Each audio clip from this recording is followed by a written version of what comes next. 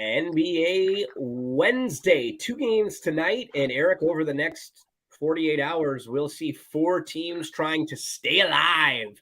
All 4 of these series that remain now have 1 team on the brink of elimination. Tonight, we'll see 2 teams trying to stay alive, and both of those teams are now at home tonight.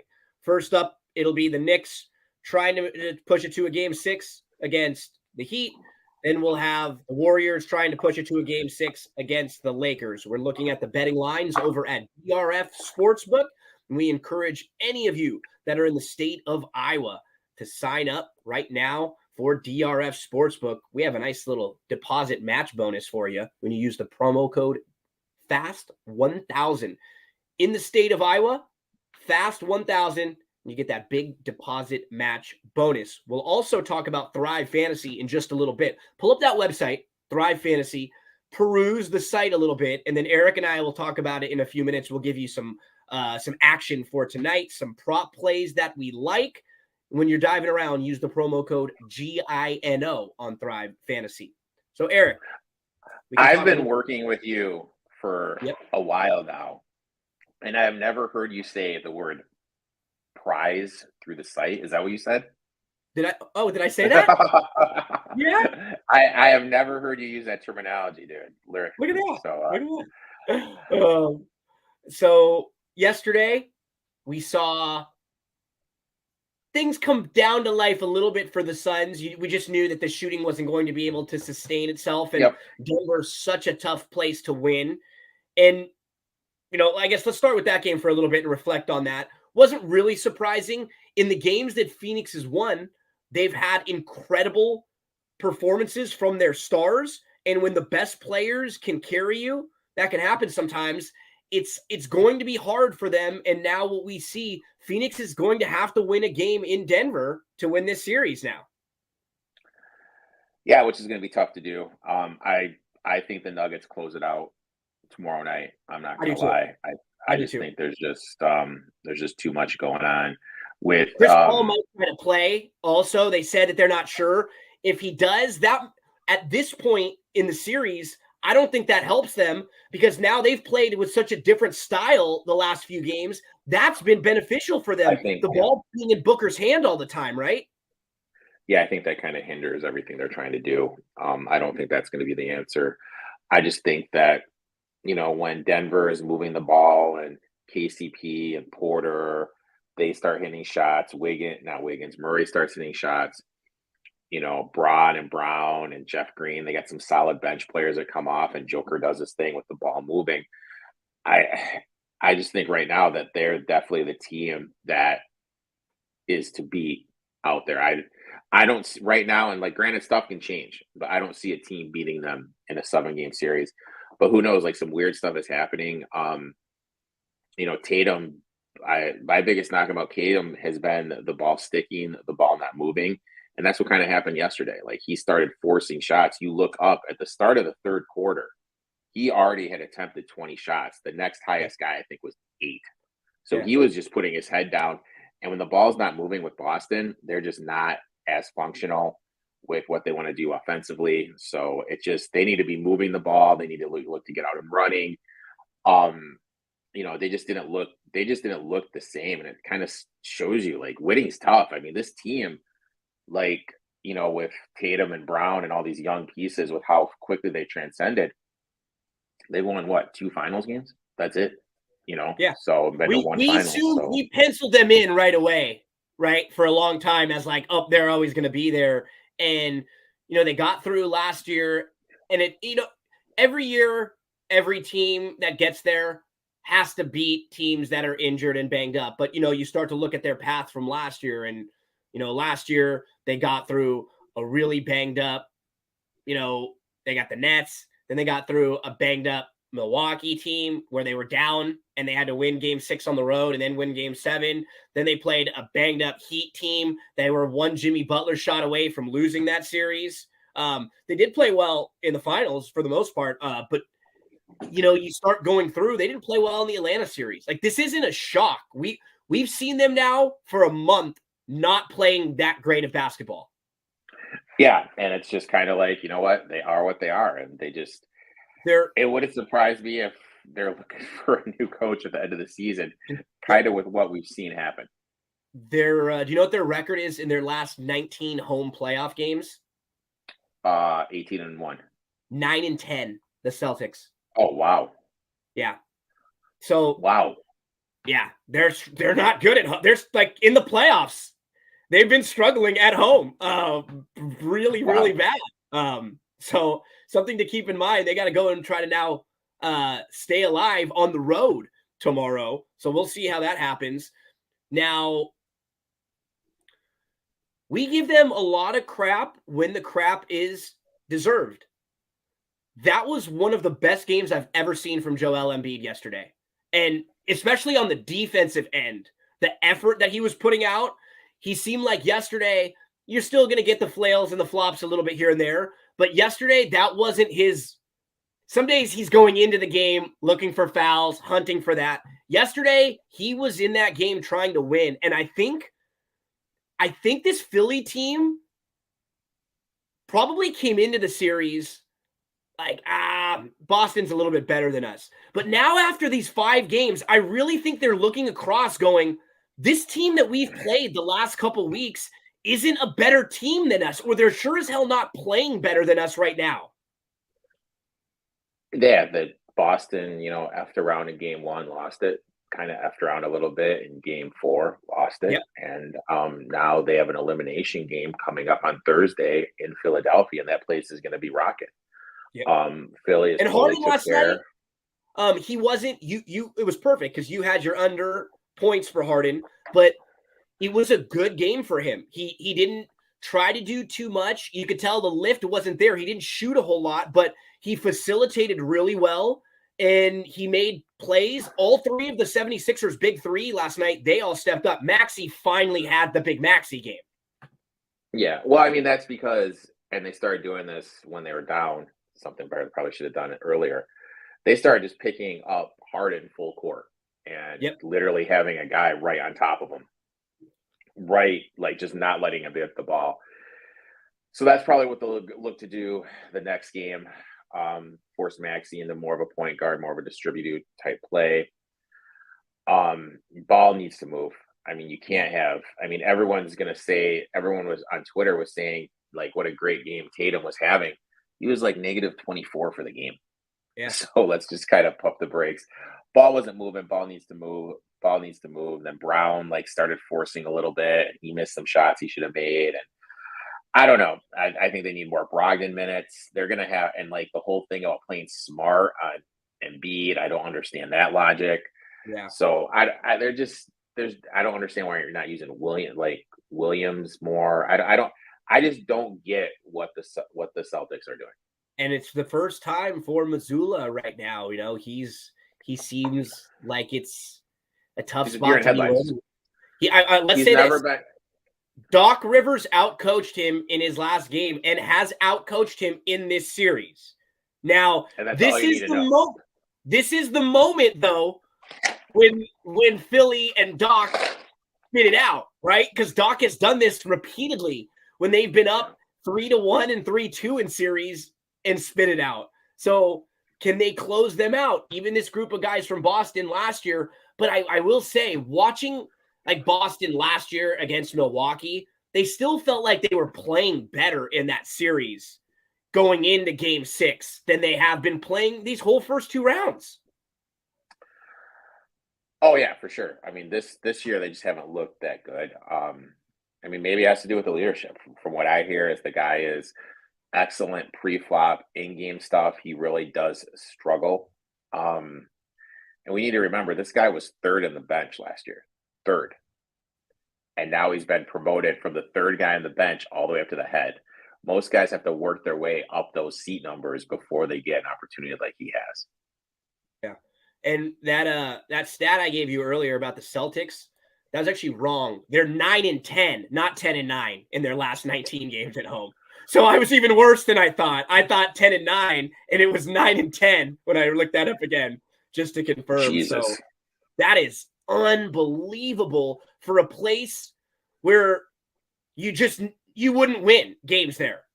Never. Like if you were the Lakers or someone like that going into this play in the Boston Garden, you just chalk that up as a loss. That was the toughest place to play with the rowdiest fans yelling, screaming, throwing stuff at you. And 9-10 in the last 19 home games. But maybe it's good for the Celtics as they go on the road to Philly to try to stay alive. Phoenix, they head home to try to keep their season alive. We'll see if Chris Paul plays in that one. Erik, 2 games today. Let's start with the Knicks and the Heat. Knicks head home today, and their season on the line. They're down 3-1 here. I heard I've listened to because he's playing the Lakers, I've listened to a couple of Draymond's pods the last few weeks. Kind of curious to see what he'll say after some of the games. And you know what? For as much as I like when you're watching him, sometimes you get frustrated. He's a very good podcaster, and he's very eloquent, and he even he does get his point across really, really well, and he'll give people credit. And he said something that was funny. He said, how would you feel watching this series if you were the Cleveland Cavaliers? Like, how far away now do you feel like you are from competing when you're looking at this series and the Knicks handled you and now they're getting handled by the Heat? And I know you can't always play that game because matchups are different and everything. But if you're Cleveland, you probably felt pretty good about yourself heading into the playoffs, so like where you were overall. And now you look and you got to feel so far away watching the team that kicked the crap out of you. Like they can't even compete with this undermanned Heat team. But this is it for the Knicks, right? I mean, we got to get everything they have, every little bit of their effort. I mean, let's just kind of look at the thing that stood out for me is the turnovers and some silly fouls, and that's what cost the Knicks. Knicks shot the ball great. They installed Quentin Grimes back in the starting lineup, coming back from his injury. Him being there, he's more of a shooter than Josh Hart is. That helps with the spacing. That doesn't allow them to double off Jalen Brunson. So I like the Knicks here. I think they're going to come out rolling. I read some stat where teams, after they lose 2 games on the road, when they come back home for this game 5, they're like 68% ATS. So I'm gonna run that trend. Also, both the games today, right? Yeah. Also, I'm just kind of looking at the public splits. Over 80% of the money. There is so much public betting right now in the Heat. I absolutely have to fade the Heat. Yeah. Knicks have been great on the road. As much as everyone talks about Booker, Butler's shooting 56% from the floor. That's got to regress. There is a reason the Heat struggled all year. Like, I mean, I was listening to the play-by-play guy, Jalen Johnson, on the radio today. It was like, dude, like I get it. They're your team and you're hyping them up. But they just weren't this all year. Let's look at the whole sample of down with 5 minutes to go in the second play-in game after losing the first play-in game. As much as everyone wants to talk all this stuff about Butler and how good he is in the playoffs, and we need to remember, like, he has as many NBA titles as you and I have. Yeah. 0. You know what I mean? It's not like this guy is like winning title after title after title, does good in the playoffs. Yeah, but there's no other options there. The one thing that the Heat are doing better with Hero, and I think Hero not being there makes them better, is they're moving the ball. The ball isn't just standing with Hero. And their defense is better. Dribbling, and their defense is better. I think the Knicks are going to get some rebounds. I think RJ Barrett's going to do good. RJ Barrett, when you look at him, I played obviously the over 19.5. He's averaging 23.75 points at home this year. That drops all the way down to 16 when he's on the road. He's just playing a lot better at the Garden. He's gone over this total all but once. So I played him over the 19.5. Play the Knicks for the full game, fade in the public. I'm going to play the trend here that the team that covers wins. And historically speaking, the team game 5 at home does win the game after they lose 2 in a row. I'm going to play the trend with the Knicks covering for the first half. So I just like the Knicks here. I just think they're going to watch the film. They're going to not be as sloppy with the ball.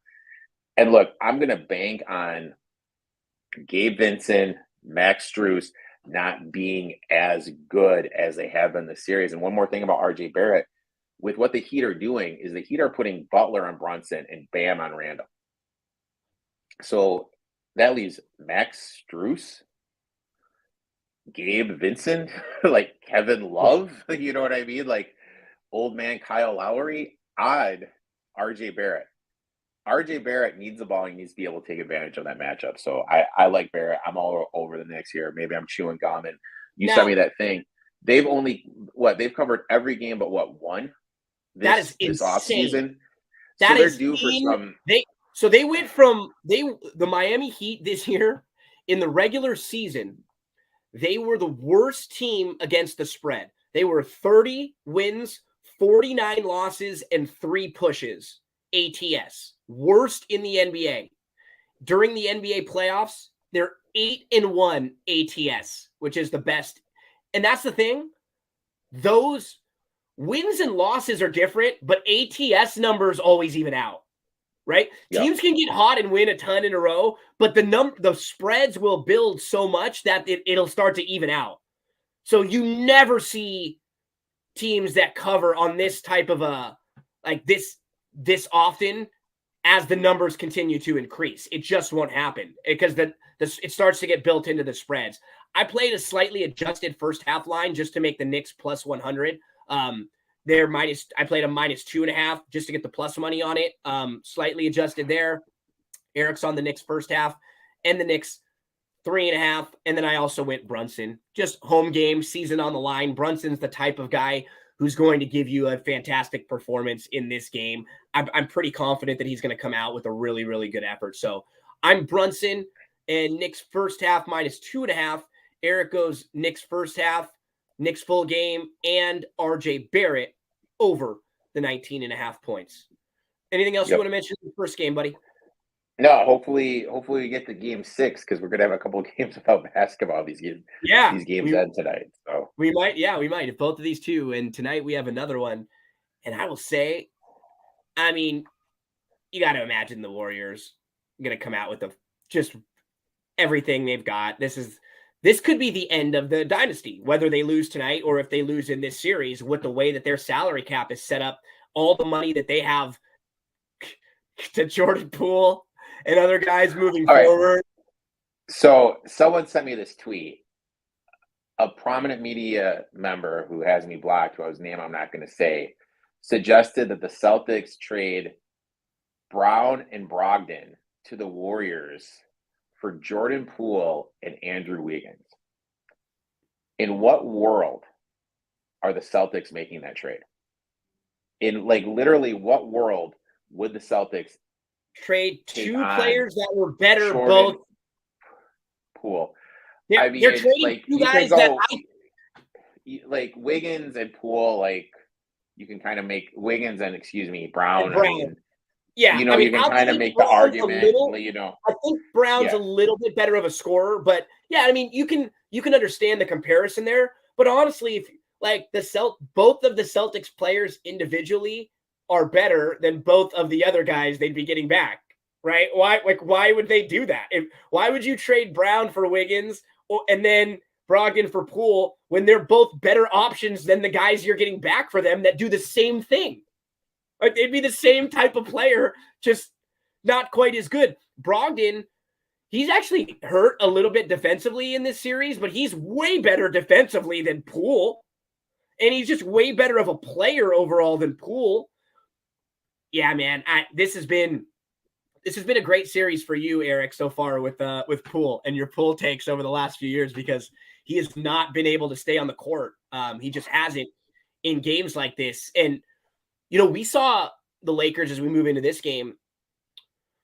The difference, the reason why the Lakers won that game, Lonnie Walker was one of them, but they attacked Steph down the stretch, Erik, over and over and over. And that's something that Steph and Klay were put in positions to have to guard all throughout this game. And you could see I think Steph's going to come back and have a better game, but in that game late, there may have been a few reasons why he missed a couple of those threes, right? Maybe a little tired legs having to defend LeBron as he backs you down a few times, or Lonnie Walker, Austin Reeves going right at you. Like they were targeting him over and over. Sometimes the best way to play defense on a really good offensive player, you point this out a lot, is to just be able to go at them a little bit too. right? Make them work on the other end. And that was what I like to see from the Lakers late in that game. But the Warriors made a key adjustment, and the Warriors have already made like 3 or 4 different starting lineup adjustments throughout this series. This is it tonight, though. This number has ballooned all the way up to 7.5. So everybody's rolling on the Warriors. Everyone's on the Warriors, but I'll tell you what, looking at the splits right now, there's still more money bet on the Heat, which is absolutely insane. I look at it like this. I missed the number. In terms of sides and everything, I don't bet over 4.5 for a first half. It's just one of my principal plays. The only thing I played was first quarter in this one. If I can get like a first half live, like at 4 or lower, I'll buy in on sides. But I didn't do anything on a side in this game. Yep, I went first quarter. Just what worries me a little bit is just now you're in the situation where things start to get a little bit anxious for Golden State, in that obviously they're a championship team. They've been here. They've done it. But now that margin for error starts to get really small, in that down the stretch, the Lakers might just be kind of a bad matchup for them. We've seen in this series, the Lakers have a lot more kind of options to go to. So that's why I'm worried. Like, I don't think the Lakers are going to win this game tonight. If I were to have to make a decision, I think they probably lose by 20, honestly. But what makes me feel nice is that one guy who really struggled in this last game, I think he's going to play well tonight, is D'Angelo. He was 1 for 10. And he was really, really bad. He missed some bad shots. He was sort of pressing. Peyton did a good job of defending him a little bit too, so I'll give Peyton some credit.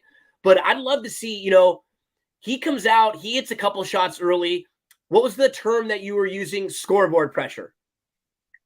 Yep. Yeah, that's the term you're talking about yesterday. That's what the Lakers want to do tonight. Is you want to look up at the end of the first quarter, Warriors are down or up by 3 or 4. At the end of the half, it's a 5-point game, right?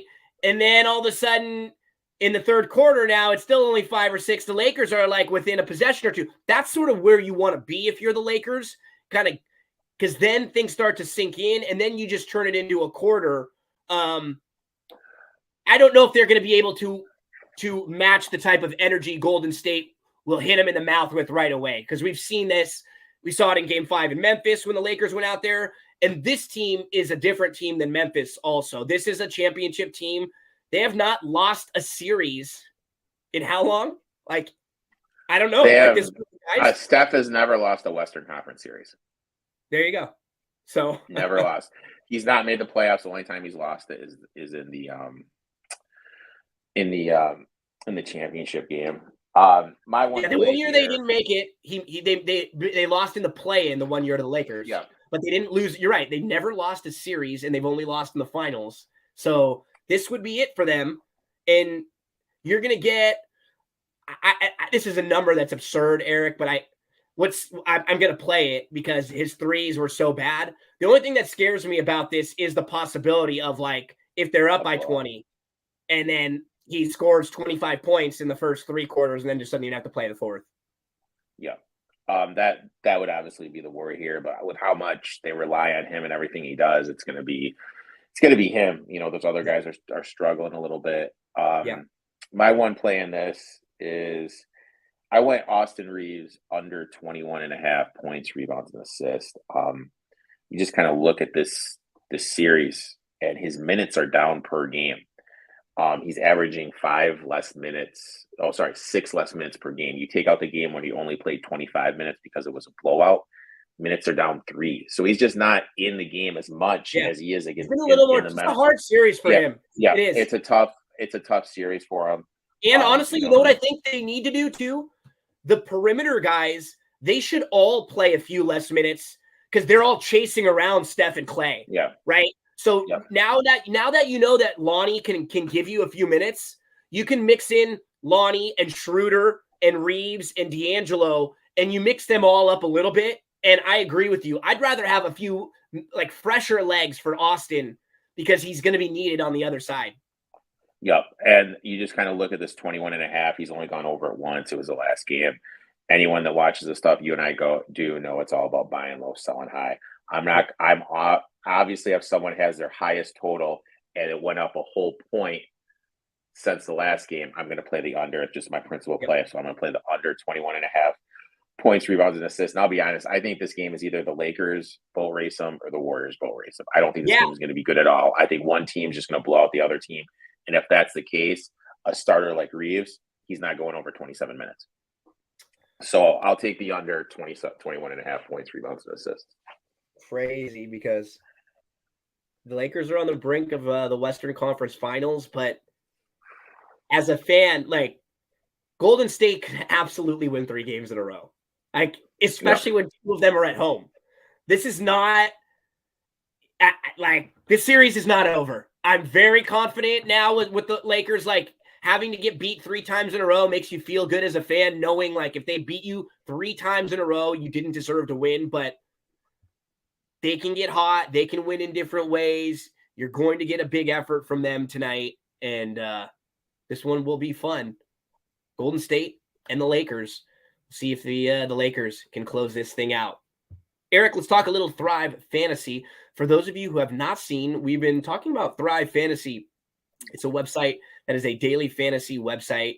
And what's nice about it, you can play different ways. You can see the ticker scrolling across the bottom that tells you the details of today's $20 NBA contest. So you can play in, it's a $20 game. You can play for, I think, $2,000 in cash prizes. The winner gets $400. They pay out the top 20. It's really fun because when I play like DraftKings and like FanDuel and some of those, Erik, it's frustrating when you play against a lot of bot entries and, you know, some people have their formulas and their systems where they have 500 entries created and you're just sort of playing against the same. I like to be able to play in a lot more like the single entry or just against people who have a few different entries. And that's really what Thrive Fantasy is. Yeah, I like Thrive. I especially like the parlay stuff. That's the stuff I like doing the most with the prop lobby. Yep. So here's my 3 for today that I played, and then you can tell us your little prop parlay for the day. I went Steph Curry over 36.5 points and rebounds. I went D'Angelo Russell over 14.5 total points. And I went Jalen Brunson over the 29.5 points and rebounds. Those are all plays that I also played their individual props, wagered on them. But here, what's nice with Thrive, I get better value for them, Erik. By parlaying these 3 together for $20, get back $104 if they were to come through. And that's because they give you an incentive. They want you to come and play at Thrive, so they pay out their parlays better than other places would pay out prop parlays. I mean, you and I are players who play every day. If you're someone who's playing often, you're looking for little advantages like this. And if you play every day and you get better payouts, you have to come over to Thrive Fantasy and check it out. Yep, I agree 100%. It's a great site. Their parlay stuff is great. And I don't do any of the contests though. I kind of I've gotten a lot more into the prop parlays myself too. That's the thing. Like, you get into this prop lobby because it's just so, because for me and you, I think like the contests are fun and fine. The difference is like in this one versus like creating a contest, there's usually a few of them that I'm just not interested in one way or the other, right? Like of the props that are listed versus like when you build your own lineup on different sites, you get to pick your quarterback, you get to pick your running, right? You can pick more of what you want. On this one, I usually don't like 10 out of the 20, right? There's usually 3 that I might like. And so now they created a way for you to play, because like a year or 2 ago, there was no prop parlay. All it was the contest. There was no prop lobby. And that is the best feature of this site by far. The prop lobby and giving you better value for those props. Yep. My two that I'm going to parlay, Austin Reeves, obviously the under 21.5 points, rebounds, and assists per what I've given out earlier. I just think that he goes under. I don't think he plays that many minutes. I think this game is going to be a blowout either single way. And then earlier game, I'm going RJ Barrett over 24.5 points and rebounds. He's gone over this in every game this series but one. He's gone over this every home game but one. And for the playoffs, his points, rebounds, and assist average is 29.25 per game. So, yeah, I'm going to take RJ Barrett over 24 points, rebounds, and Austin Reeves under 21.5 points, rebounds, and assists. Okay, Erik, I'm playing it. $5 little parlay gets me back 16 if it hits. So I am in for the Erik parlay. I've also got mine locked in. Remember, folks, promo code GINO. It'll get you a deposit match bonus from 25 up to 250, 4 times rollover on that. You're going to like this site. You're going to be playing, and it's going to be rolling over a lot. So I'd imagine you really, really will enjoy it once you start getting involved in the prop lobby and the prop parlays. Fun times, buddy, because in the next 2 days, like you said, we could possibly have game 6 forced tonight, 2 different situations. We could see both of these series end, and then tomorrow we could see both these series end. So in the next 2 days, we could see all 4 of them finish up. Yeah, hopefully, like I said, hopefully it gets the basketball because could be a couple days because I don't think the conference finals start until Tuesday, if my memory's right. Yeah, I think so. I think they have it on a set date. Like they sort of going to start it there. So we'll see what plays out the next few days. Tonight, 2 teams trying to stay alive. We'll be back tomorrow talking game 6s for both Boston and Philly, and both the Lakers and the Warriors. Game 5s, excuse me, both of those tomorrow. Or game 6 for Boston, Philly, right? Game 5 for the Lakers, Warriors as they head back there. So yeah, they're one ahead. Erik, good luck to you in all your plays tonight, my friend. I feel even better about your plays because you don't have any really heavily leaning Warriors plays. So love them even more tonight on those. Good luck to you. Thanks so much, everyone, for hanging out with us, and we'll see you again tomorrow. So Thursday, 5:00 p.m. Eastern time, Monday through Friday, 5 Eastern, and then on Saturday and Sunday, noon Eastern, 9 a.m. Pacific.